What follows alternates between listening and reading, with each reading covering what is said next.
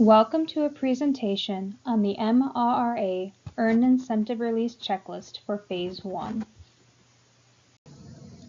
Below are some important notes to know when filling out the checklist. Number 1. If you do not meet all requirements, do not submit this checklist. Number 2.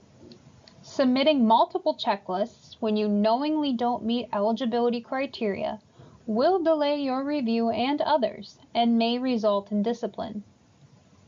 Number 3.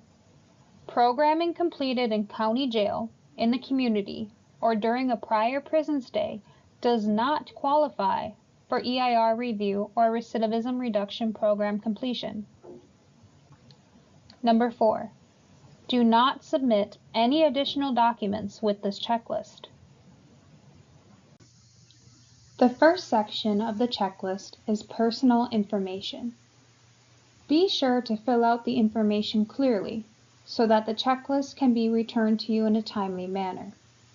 This section asks for the date, your OID, your name, the facility where you are currently located, your living assignment unit, and your room number.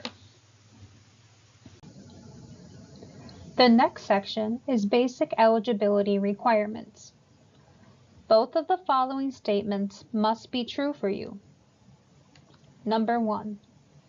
I had 365 days or more to serve when I came to prison. This means that from the date you entered a DOC facility, you had at least 365 days to serve within a facility. Number 2. I will have at least 6 months remaining on my sentence after completion of any rehabilitative programming. This means that from the date you are filling out the checklist, you must have 6 months or more left to serve before your release date, following any completed or in-progress recidivism reduction programming. For example, if you are currently in SUD treatment, and your projected completion date is 3 months before your current release date, you will not be eligible. The reason for this is that being within 6 months of your release while still in progress of programming does not allow adequate time to complete that program or allow the needed time for the Earned Incentive Release review process to unfold. Please be sure to write your most recent admission date to the DOC and your current confinement release date in this section. The following checkbox focuses on your offense eligibility. In Phase 1, any individual who at the time of their recent admission to prison had an active offense for a crime listed on the deferred review offense list will not be reviewed for Earned Incentive Release credit during the initial phases of implementation. MRRA Earned Incentive Release memos will contain updates regarding offense-based criteria for the Earned Incentive Release credit review. This applies to offenses that were active upon recent admission that may have also since expired. Please be sure to write all of the offenses that were active when you came to prison in this section. The deferred review offense list should be posted in your facility along with the other MRRA memos and documents. This next section is the Phase 1 eligibility criteria.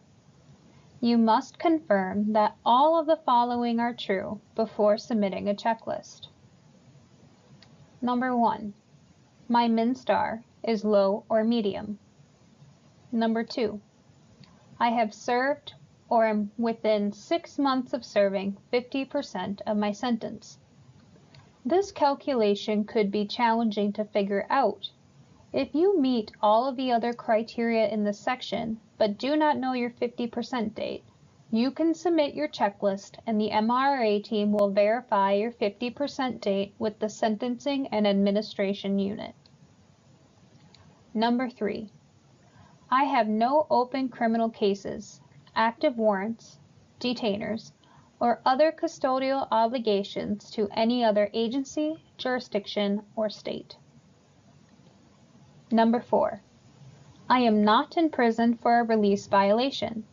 For example, from work release, CRP, or CIP Phase 2 or 3.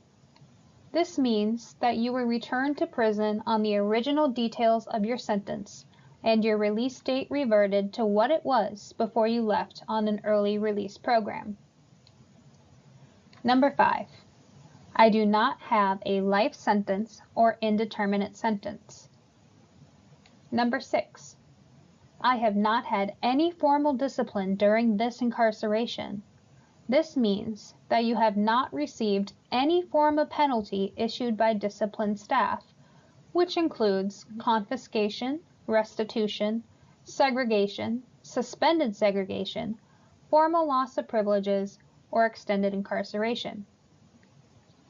Number 7. I am not participating in another early release program, which includes work release, CIP, or CRP. Number 8. I do not have an existing ECRC, nor do I require a new one. This means that you do not have an assigned risk level by the End of Confinement Review Committee, nor is one required for your offense. An ECRC risk level is often required for predatory offenders, false imprisonment offenses, or sex offenses. If any of these statements are not true for you, you will be deemed ineligible. Please do not submit a checklist until you are able to check all of the eligibility criteria boxes. Remember that this is the current criteria for Phase 1. Some of the criteria will change in later phases, so be sure to watch for memos and updates. This next section focuses on recidivism reduction programs, or RRPs. You must write in all completed or in-progress programs, including their completion date or anticipated completion date from this current incarceration. Remember that you must have 6 or more months remaining on your sentence after program completion. Programming is based on your highest needs identified from the initial assessment summary report. Please be sure to include any recommendations you have. You could have recommendations for residential substance use disorder treatment, facility-based sexual offense treatment, or secondary education.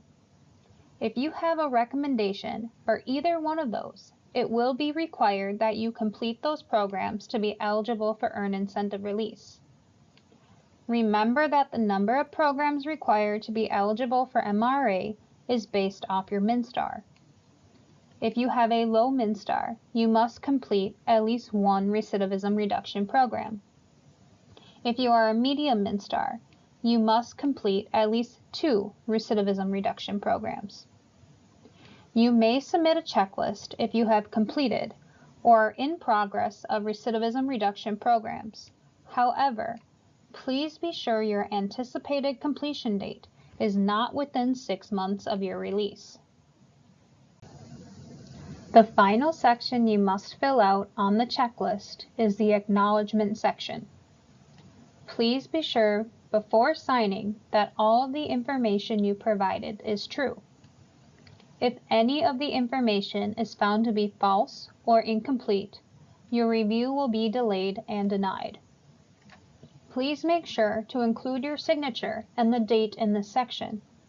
When you are completed with the checklist, you can send it to your facility mailroom and it will be forwarded to the MRRA team. Once you submit your checklist, the MRRA team will review it. They will fill out the MRRA team use only section by checking one of those boxes. If your checklist is incomplete, it will not be reviewed. If you are deemed not eligible, the team will highlight the first disqualifying factor. If deemed eligible, you will be signed up to attend an MRRA orientation. The MRRA team will mail your checklist back to you so that you can see the decision that was made. Final thoughts. Watch carefully for memos with updates on the MRRA implementation plan to better understand when you might become eligible to submit a checklist. Mistakes do happen. If you believe the MRRA team has made a mistake on your checklist, please send a kite to the MRRA team with additional information or questions you may have. Thank you for watching this presentation on the MRRA Earned Incentive Release Checklist for Phase 1.